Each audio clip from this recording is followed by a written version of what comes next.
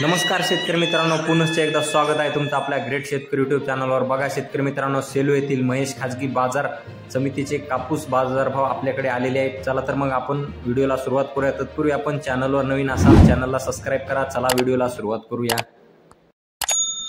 बघा शेतकरी मित्रांनो, आज दिनांक 23 मार्च 2024 रोजी आज महेश खाजगी बाजार महेश कापूस यार्ड रवळगाव रोड सेलू या ठिकाणचे बाजारभाव आलेले आहेत। बघा शेतकरी मित्रांनो, आज कापूस बाजारभाव सेलू या ठिकाणी लाईव्ह बघा।